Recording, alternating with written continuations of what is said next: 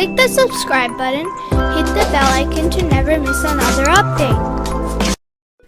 In the name of Allah, the most merciful, the most compassionate. Dear children, Assalamu alaikum. Today, let's delve into the life of our beloved Prophet, Hazrat Muhammad. May God bless him and grant him peace. Hazrat Muhammad was born in the renowned and blessed city of Mecca.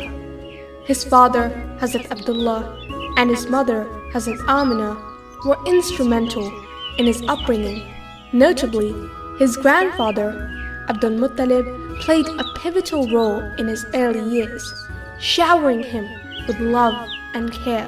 However, when the Messenger of God was merely 6 years old, tragedy struck and his mother, Hazrat Amina, passed away. From that point forward, his grandfather, Hazrat Abdul Muttalib, continued to cherish and nurture him. The father of Imam Ali was Hazrat Abu Talib, and his mother was Hazrat Fatima bint Asad. In their care, the Holy Prophet spent 20 formative years. It's essential to grasp the context of this era in Mecca. The people did not worship Allah.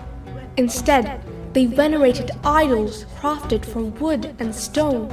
Their practices were cruel to the extent that they buried their baby daughters alive, dreading the birth of girls. Education was the rarity, with only a handful, just 17 individuals who possessed the ability to read and write in every tribe. And in this environment, about 1400 years ago, Hazrat Muhammad emerged as a prophet. His mission was not restricted to the Arab world. The Quran tells us that he came as a mercy to all of humanity. Among the earliest believers were Imam Ali and the esteemed lady Hazrat Khadija, the wife of the Prophet.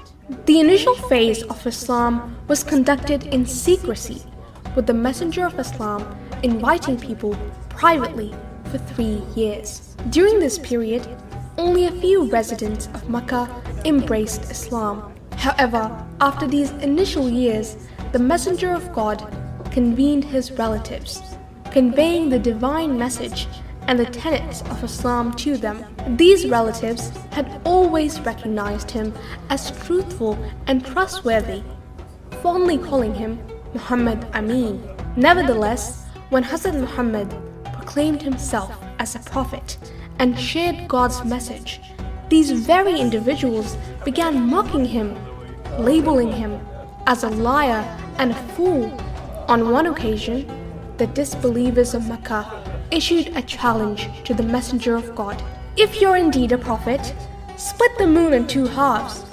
If you accomplish this, we will believe. At the command of God, the Messenger of God gestured, and astonishingly, the moon divided into pieces. Despite bearing witness to this incredible miracle, the unbelievers of Mecca remained steadfast in their rejection, dismissing it as mere magic. The opposition from the people of Mecca persisted relentlessly. They resorted to threats, hurled mud and stones at the Messenger of God, uttered insults, and subjected him to physical abuse. They mercilessly persecuted his companions, subjecting them to torture and even death. Faced with relentless persecution, the Messenger of God and his companions eventually had to leave Mecca. They sought refuge in Medina, thanks to the support of the people there. This significant journey is known as the Hijrah and marks the commencement of the Islamic calendar, known as the Hijri calendar.